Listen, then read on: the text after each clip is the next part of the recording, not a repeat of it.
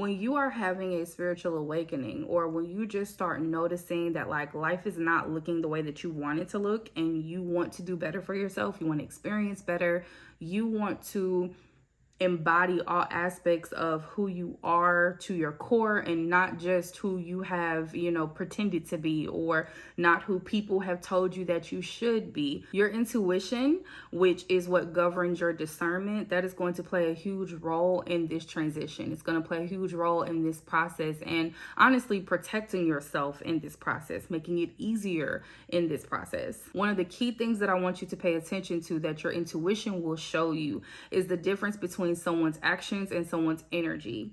Someone's actions can be completely opposite from what they feel, what they're holding for you energetically. And to give you an example of this, let's say that you have like a really good experience or something. Let's say like you got a promotion at work or something, right? You can call up a friend of yours. You can call your man, you can call your mama, your brother, your daddy, you can call anybody, right?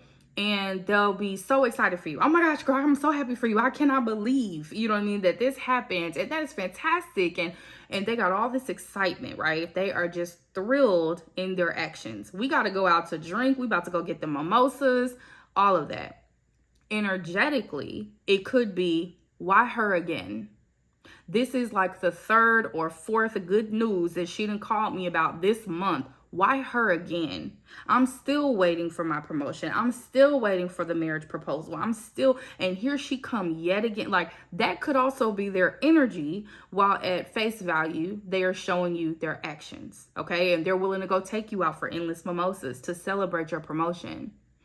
Your intuition is going to help you to decipher the people that are for you energetically. That is what is most important, especially, like I said, when you're doing any sort of spiritual awakening.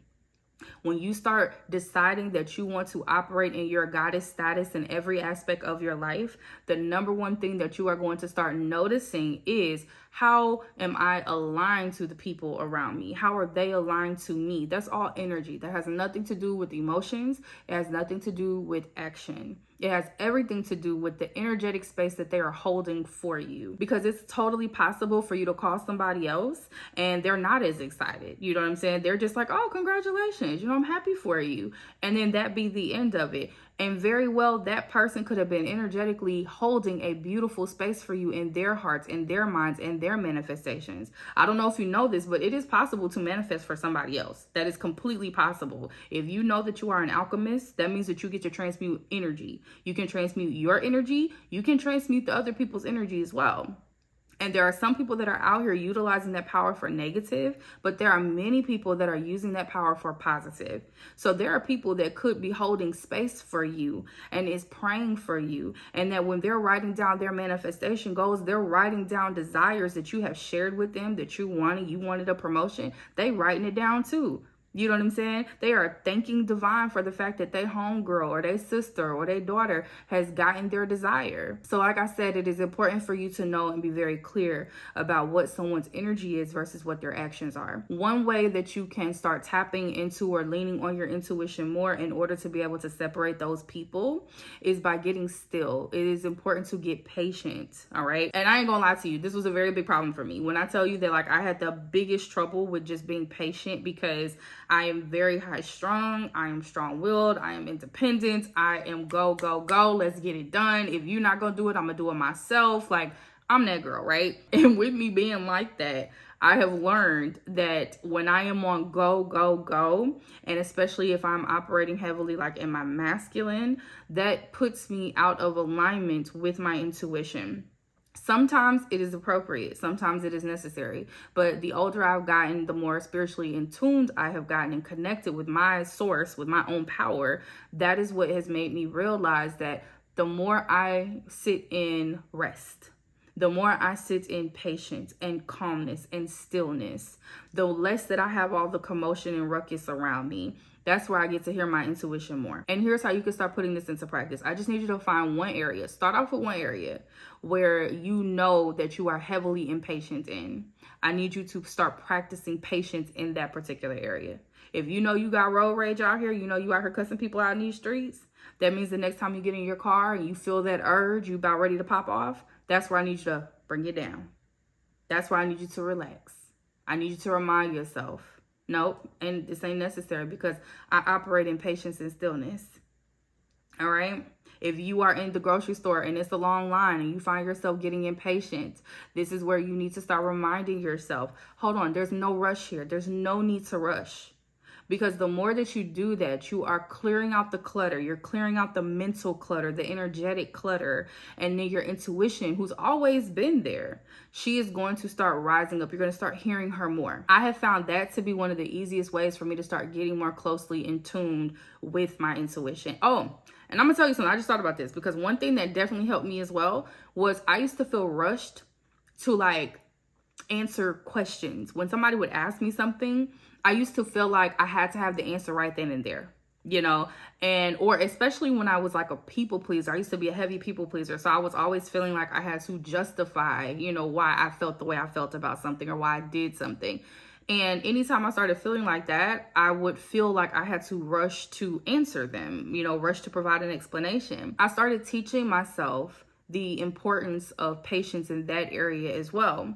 Because one thing that I found was when I would feel very rushed to answer, I would trip up on my words. I would have to take back something that I said. So I'd be like, oh, wait, no, I didn't really mean it like that. Or it came out wrong. And I had to start like reminding myself every time, and I would prepare for it, right? Because it's particular people. Y'all know them people in your life that like they love asking you questions and they love, you know, trying to get you to explain yourself. Those people, I had to constantly prepare myself that, okay, there is a high probability that this person is going to come in questioning. They're going to come with questions, right? Remember to pause. Remember to give yourself, and I used to be intense. I used to give myself 3 big old deep breaths, like that. I used to just, you know, and I could see it in some of their faces. They would get frustrated. They would get, okay, you didn't hear me? You didn't hear my question? You know, they would do all of that. And I would do my 3 big breaths, and then I would answer their question. And I found that the more that I did this, the more that I was clear. Because I allowed for my intuition to step in. I allowed for that inner voice or the gut feelings, all of those things that we talk about. You know, the very faint voice, it gets louder the quieter and the stiller you get. So if that is something that you resonate with as well, where it's like one of those situations where I'm quick to feel like I got to answer, or I'm quick to feel like I got to respond to a text message, or I got to respond to, you know, whatever. Any area of your life where you're like, I'm rushing and I just rush all the time, get patient there. Just start small. Don't go for the biggest thing. You know what I'm saying? Start small and then gradually start working your way into more challenging areas. And I promise you, the more that you do this, the more you start creating those type of habits for yourself, that's where you're going to find it a lot easier to listen to your intuition, to trust her more, because our intuition is not here to harm us at all. Our intuition will never steer us wrong.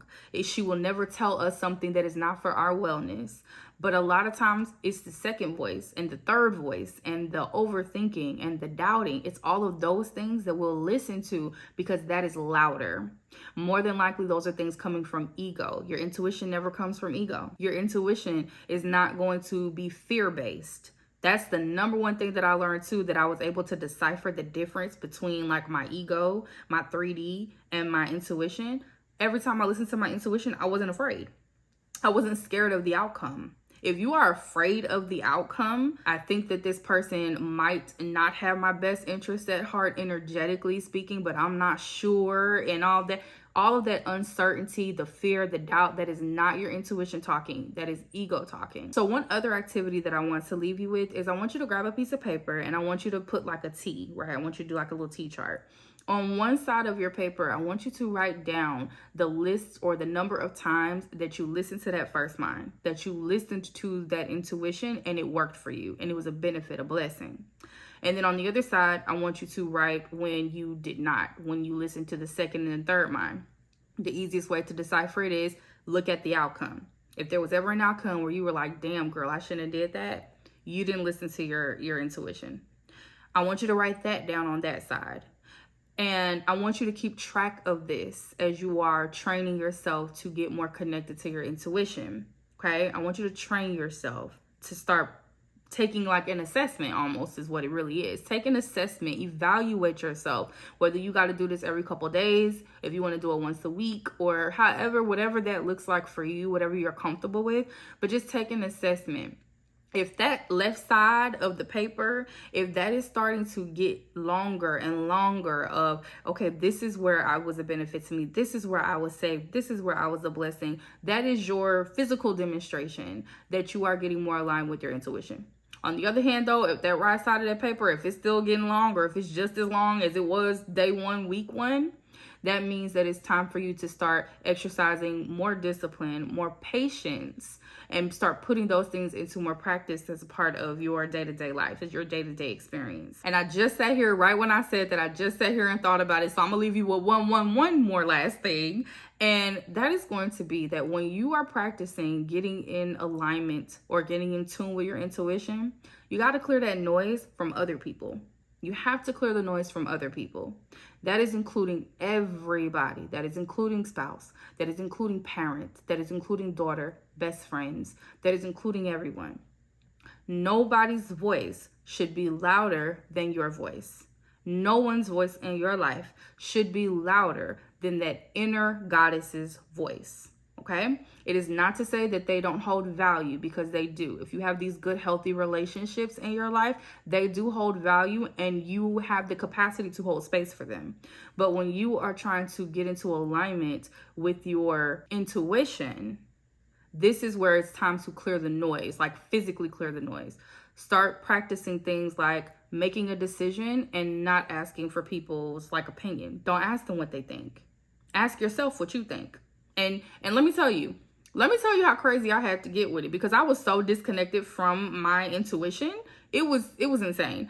I went to the point to where I would do things like record a voice note and ask myself the question, and then I would play it back to myself so I could hear like my own voice. I would write it down. What do I think I should do about this? I'm going to do I think that this is a good idea. Why do I think that's a good idea? Because I used to have to convince myself. I don't know about y'all, but I used to have to convince myself that I was like capable of, having a solution to a problem without having to include everybody and their mama.